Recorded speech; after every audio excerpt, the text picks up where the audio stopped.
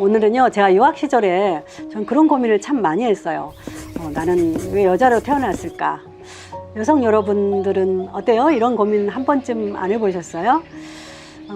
우리 여자들이 그러니까 아내로서 또 엄마로서 며느리로서 이런 역할들을 하다 보면 가끔은 그런 회의감들이 있더라고요. 네덜란드 유학 가가지고 남편은 이제 학위를 해야 되니까 정말 공부에 집중을 해야 되는데 저는 새 아이들하고 늘 집에서 부딪히고 또 집안일 하고 그러다 보니까 이렇게 자꾸 힘든 시간들을 보내면서 나도 여자가 아니고 남자였으면 내 일만 더 하면 좋았을 텐데 이런 생각들을 했거든요. 오늘날 그 워킹 우먼들도 그런 고민 많이 하실 것 같아요. 왜냐면 밖에서 실컷 일하고 집에 오면 되게 집안일 쌓여 있잖아요. 아이들도 뭐 돌봐야 되고 체크해야 되고 또 뭐 집안일도 끝도 없잖아요. 물론 남편들이 요즘에는 참 많이 도와주죠. 예전에 비해서.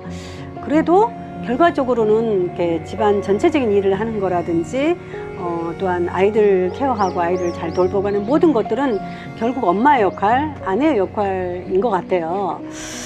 그래서 저는 하나님께서 여자를 창조하신 거에 대한 관심을 갖게 됐어요. 왜 여자를 창조하셨을까? 그런데 제가 성경을 보면서 참 재미있는 게 느낀 게 뭐였냐면 하나님께서 이 땅을 창조하시고 나서 굉장히 좋았더라, 심히 좋았더라 그런 표현을 많이 했어요. 그런데 아담을 창조하고 나서 좋지 않다는 표현이 있더라고요. 어떤 게 좋지 않았지? 이렇게 봤더니 아담이 혼자 있는 게 좋지 않았다. 그런 표현을 하나님이 처음에 성경에 하셨잖아요.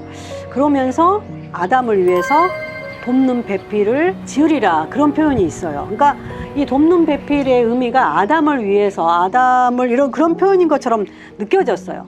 사실 그래서 한편으로는 좀 서운한 느낌이 있더라고요. 기왕이면 남자와 여자를 같이 이렇게 동시에 창조할 것이지 왜 남자를 위해서 돕는 배필을 여자를 지으셨지? 약간 동등하지 못한 느낌? 그런 걸 제가 성경을 보면서 약간 느꼈었거든요.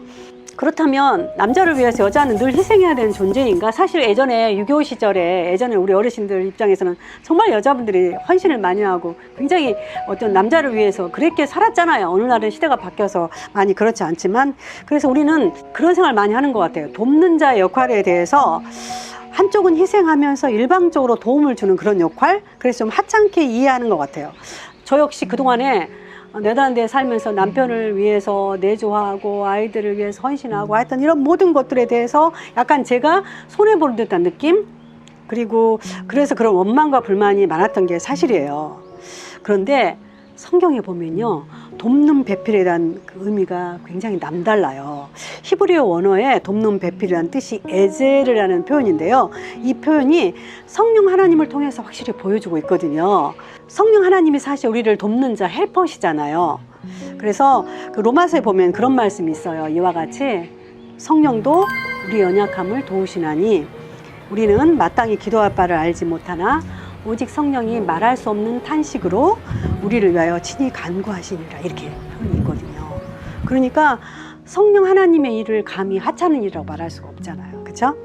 결국 부부 사이는 뭐냐면 남자와 여자가 이 성령 하나님의 역할처럼 서로가 돕는 자의 역할을 잘 해내야 한다는 거죠. 돕는 자의 진정한 의미는 뭐냐면 서로 상호작용을 하는 거예요. 그래서 한쪽이 일방적으로 희생하는 것이 아니라 남편과 아내가 적극적으로 서로 부족한 부분을 채워주고 돕는다는 이야기죠. 그러니까 왜 두 개의 퍼즐을 한번 생각해 보세요. 퍼즐 조각이 두 개가 그 자리를 채워야 되잖아요. 하나만 빠지면 퍼즐은 완성이 안 되는 거잖아요. 남편과 여자가 같이 서로 함께 할 때 그 효과가 곱절로 나타나서 가정의 축복으로 찾아온다는 거예요. 특별히 하나님이 그 창조한 여자를 아담에게 데려왔을 때 아담이 했던 말 기억나세요? 내 뼈 중에 뼈라, 살 중에 뼈라, 정말 유명한 말을 하잖아요. 그래서 어찌 보면 여자라는 말도 그래서 남자가 있기 때문에 여자라는 말이 있는 거죠. 그래서 가끔은 나는 왜 여자로 태어났을까 그런 고민을 많이 하고 저도 했었는데 하나님 안에서 제 정체성을 제가 발견했을 때 그런 고민이 사실 사라졌거든요.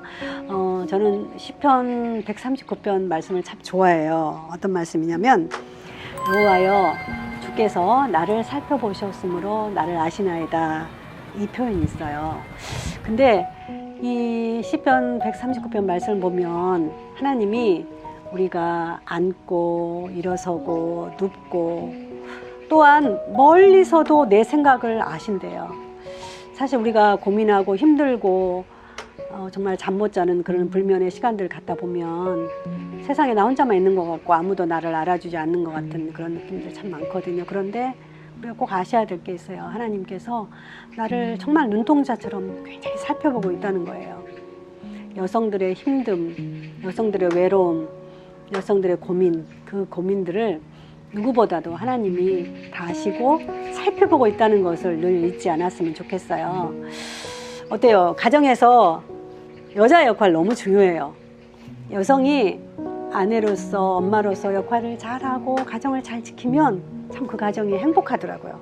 그런데 엄마가 떠난 빈자리, 아내가 떠난 빈자리 정말 힘들잖아요, 가정들이.